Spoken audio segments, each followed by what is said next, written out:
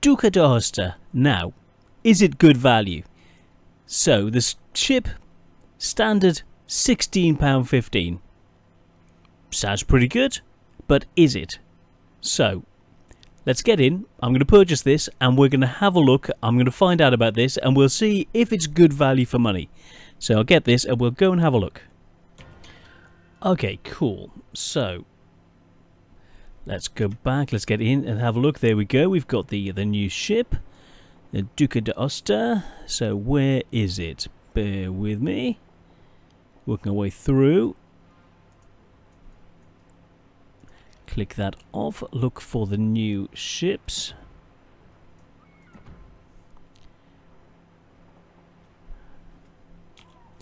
Okay, it's the other end of things. Tier 6, past the French, Italian. So how does this look? That looks really rather nice. So we have a Italian captain. We have this very nifty looking cruiser. So what do you get with it? Well, first thing we're going to have a look at is the main range. So range, it's not the worst. We're looking 14 kilometers. Okay, so four double batteries, secondary armament 3 twin hundreds at 4.5 kilometers. So maximum speed 36 knots, tier 6. So it's one above the Texas that we've recently done. So what's it like? What's a similar sort of price? Is it worth that sort of money? So let's check what else we get for similar money at tier 6. So bear with me a second. Okay, premium tier 6. So we're looking the Mutsu, which is nice. Then we've got the Arizona. Very nice. The Molotov. Cruiser-wise, the Graf Spee. Always a good-looking ship, really is.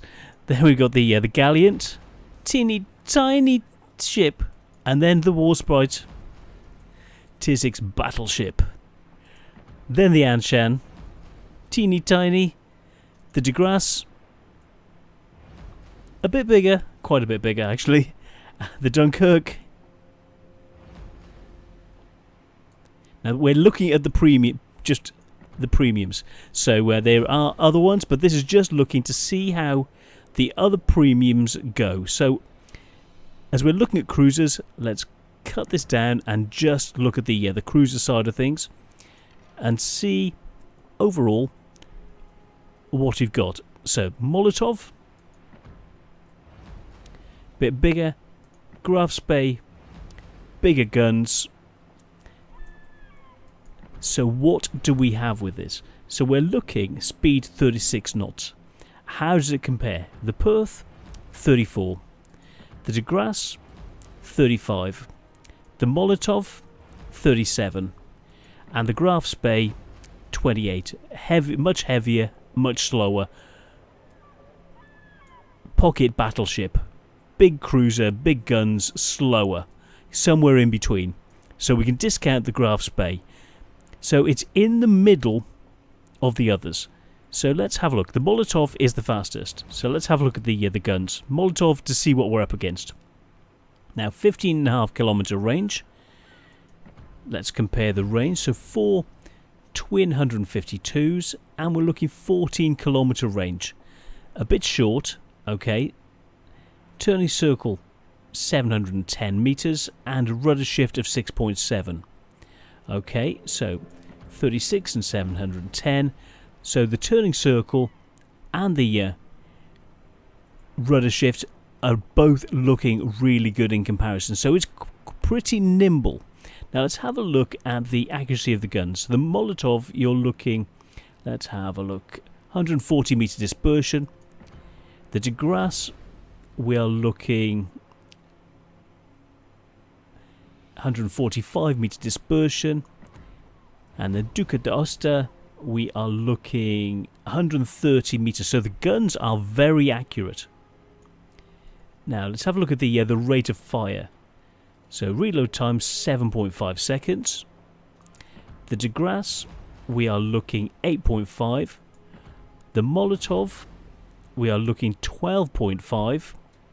The Graf Spee with much bigger guns, 21 seconds. And the Perth, we are looking 7.5. So the Perth and the D'aosta are very, very similar. So I'm thinking these two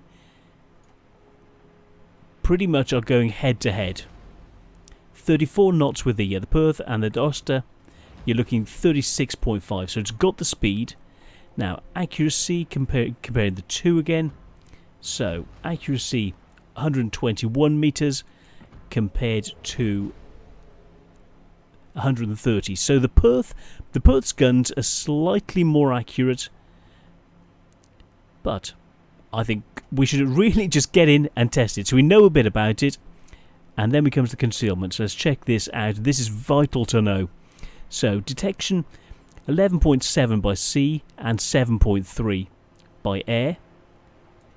So 11 whereas the Perth is detectable 9.8 kilometers. So the D'aosta is very, very stealthy.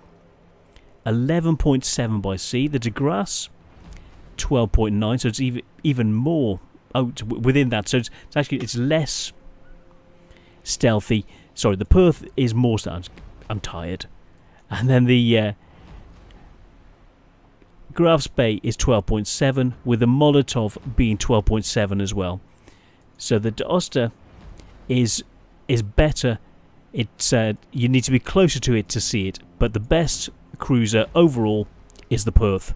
So that's a nice amount of stealth. So without further ado, let's get in. We've got no equipment on. Let's get the basic setup in. Let's have a look at the upgrades. Actually, we'll run it with the standard upgrades. So spotting aircraft, defensive AA, and hydroacoustics. So plus you've got the standard damage control, and you've got torpedoes. So that's, before we go out, check out the torpedoes. Working our way down. There we go. So twin triples with a range of 12 kilometers. The Perth is torpedoes. We are looking 12 kilometers. Then the De Grasse torpedoes 9 kilometers, so it's got a good range. The Graf Spee torpedoes are 8 kilometers, so it's a very good torpedo range. And the torpedoes for the Molotov 4 kilometers, so it's got one of the two best torpedo ranges. So that is good to know. Relatively good, fast moving. Let's get in, see what we can do. It's got nice setups, relatively stealthy, guns are good, and well, it's a cruiser. Just watch out for what you're doing. So we'll get in, work with the destroyers, back the destroyers up, help them to take down the other destroyers, destroy the eyes of the opposing team, screen the battleships, allow them to help protect us from the larger capital ships, and one of our missions is to protect the battleships from with our AA from air power. So this is going to be fun. So let's get in and have a look, see what we can do. And I want to get this up. I've just done the review of the Texas again, and I want to get this up because this is going to be going off sale. So this is actually going. I've just finished the Texas one, and that'll be going up later tonight. This will be going up immediately. General quarters. That's it. Let's get in, see who's going where. Cool. Nifty. How quick is it to accelerate? It looks pretty good. And let's change the settings. Let's thin the torpedoes out. Let's go to standard. Okay. Moving up. I'm getting ready to screen. Provide anti-aircraft fire support. Yep, I'm ready. And we've got the Mahan who's coming with us. Affirmative. So we'll see what we can find. Now looking at this, you can see the tower at the front. Searching, very, very neat. Stone the crows. Fast moving turrets by the look of this. So I like that look. And the plane. Okay, what's Repel let's. air attack. I'm following him. I'm heading in for the aircraft, 4 kilometers, moving in towards him to intercept.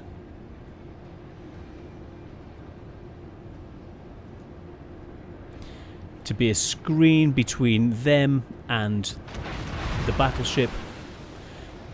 I turned, and that's incoming fire from over there somewhere.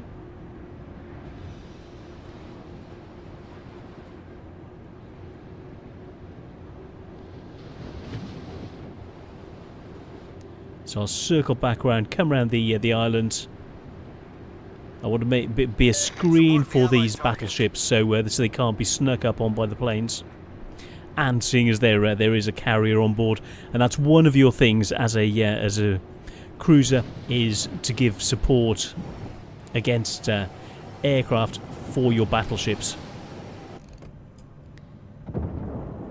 He's 3 kilometers out of our range, and we've got bombers incoming, circling in to deal with those.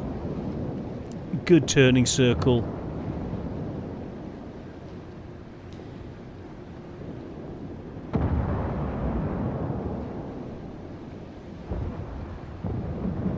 Yes, we're being detected. We're supposed to be detected because we're supposed to be dealing with the fighters.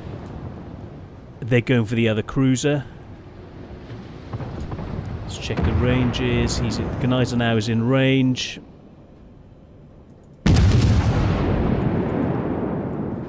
Keep moving. That's not our main priority. Protecting the battleship is.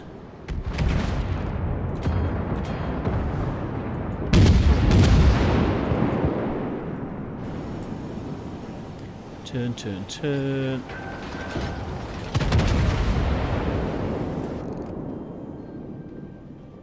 Get back.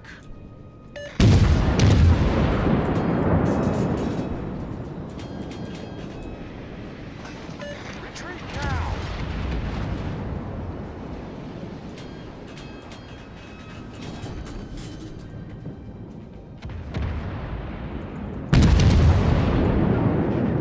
Cool. Guns are swinging round. Let's move up. Take point. Torpedoes to port. Get back. Torpedoes direct front. Okay, that's fine. Torpedoes, no problem.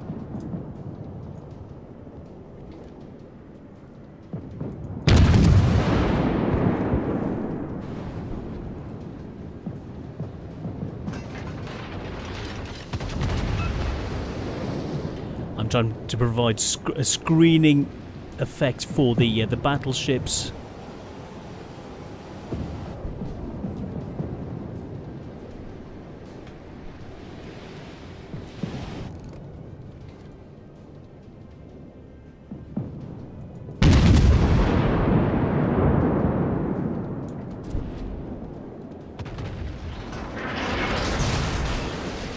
Torpedoes away.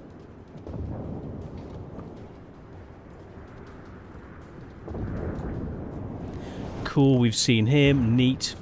Let's get the guns on target. Cool.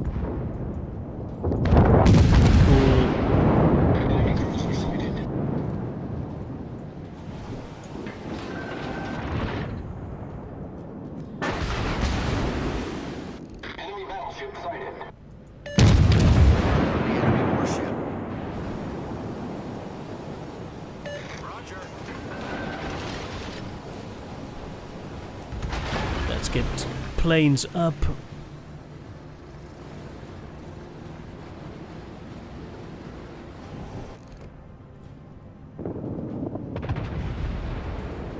Turn, turn, turn. Yay.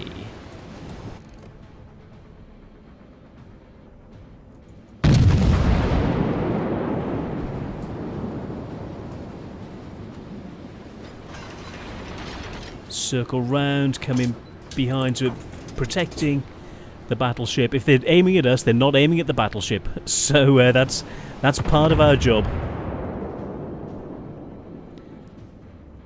And if I can go in and take some damage, that's useful. Provide anti-aircraft fire support. I need support.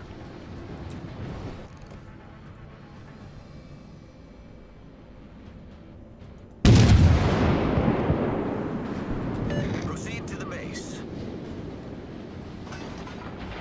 So let's punch in hard, give support. I want to save the Geyser now. Torpedoes to starboard.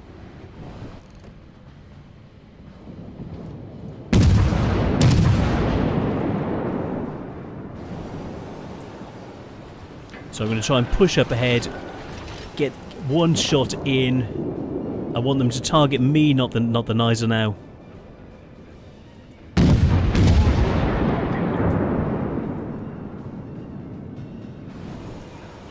I can take a hit, he can't. Oh, that was close.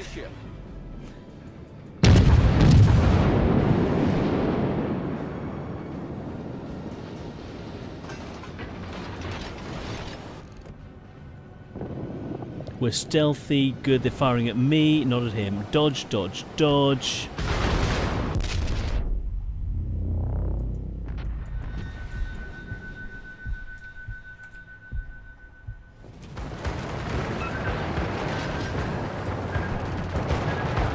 Torpedoes to starboard. Turn, turn, turn. Defend the base.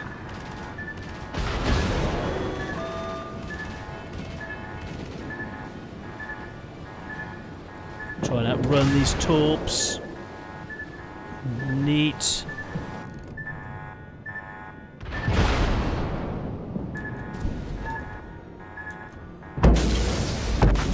Oh, I tried to do the best I could. It's a very nimble, stealthy little ship. Very, very impressive. Until then, I never really felt out of control. Allowed the destroyer to assist, and well, hopefully our battleships can actually take it to them. It's pretty even, and I think I did my job. I was about to get more torpedoes off. It feels really good fun to play. So, let's go and have a look at the post game, and then see if it's worth the money. While we're waiting, we can watch some planes being shot down. This is what, if we'd been attacked by planes, you would have seen, because it's supposedly quite a good ship for anti-air. So, yeah, this is the sort of thing you would expect from us, and, yeah, very, very useful. So we'll go and have a look at the post-game. And as you can see, it ended before we got there. As you see, the battleship just kept on pushing too far ahead and forced us to try and screen him and put ourselves in danger. So sadly, the battleship on our team didn't know how to do his job, or was going for the up-close way of doing things, which wasn't working well for the rest of the team. So let's have a look at the experience and credits. What did we get? 29,000 points, and then 73,000 credits. So let's go back to the port and have a look and see. It's a similar amount of damage, similar amount of points to the Texas, which we reviewed earlier, which will be coming out after this. But it's just down a little bit. I don't think we were able to get into a position, and I think with a bit of practice, the way this feels is it feels almost mobile enough and almost stealthy enough to be a destroyer without being a destroyer and without having the smokescreen. You can get in, you've got very good torpedoes, good enough guns, nice mobility, great attributes with the modules, that side of things. With a spotter plane, the hydroacoustics, very, very nifty, and the defensive AA. It's a very versatile, useful ship. Now, as a one-off, is it worth the money? So, we know what the Texas was worth. Where does this fit? So let's get in and have a look at the... back to the game. So bear with me a second. We will look and see. So back to the premium shop, checking this out. Special offers. So £16.15. The earning potential was down a little bit on the Texas, and it's a little bit more money, but it feels really good fun to play. So for the package, the way it works, it's very, very nifty. How does it compare to other ships of a similar amount? Let's go back and have a look at the dock. So the only one which is really available at the moment is the De Grasse, which would play similarly, but in a way not quite so nimbly. This is like a heavier cruiser, whereas the Duca D'aosta is more nimble and more destroyer-esque. So let's have a look at the tech tree. Let's see. So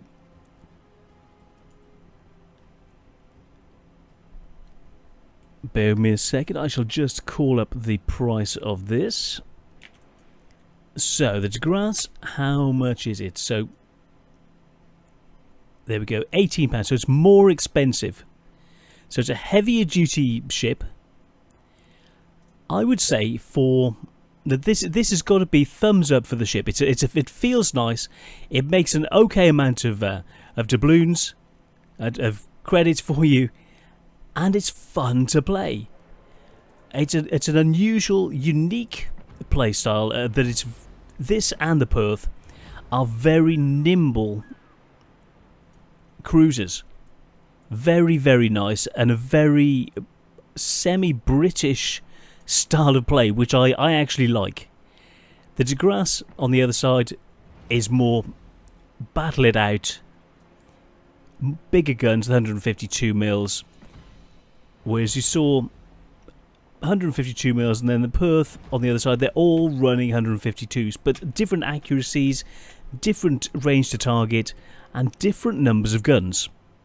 So, like, you're looking at the doubles on these coming up, but the De Grasse, you're looking triples. So, a different setup for a different style of play. We then come to the armour layout. So, the De Grasse, front of the guns, 100mm. 16mm up front. Coming through, you see 16mm. 90mm on the turrets, so it's less weighty, less armour on the barbettes. Then the Perth, 13mm thickness, 25mm the front of the mounts. It's faster moving, less armour, and as you see, it's going to take even more damage. Whereas the D'aosta, it's somewhere in between, but the nimbleness feels like the Perth. Your ability to move around, but the armour profile is closer to the De Grasse. And for actually less money, I would say the abilities that this has got are incredibly good, especially when you combine it with the torpedo range of that 12 kilometres. The De Grasse on the other side has only got 9 kilometre range. And that alone is a huge plus for the Duca D'aosta. So that's why I say, for less money, this is one, if you like this sort of line, even though at the moment there is no real Italian line, as a one-off, this feels like an exceptional ship. So I would say, for the uniqueness and the special role that it can play, that this has got to have a double paws or double thumbs from the bear, a 2-star as a minimum. It's above average. I sort of give a 1-star as an average ship. A 2-star is above average, and then beyond that, they become few and far between. So this is a double star, a double pause from the bear. Value for money, uniqueness, and what it can do for you. So I like this, and I will be playing this more. I like the way this feels. And that's it. Thank you so much for watching. I'm the Gaming Bear, and I will see you on the next one. Take care. Bye.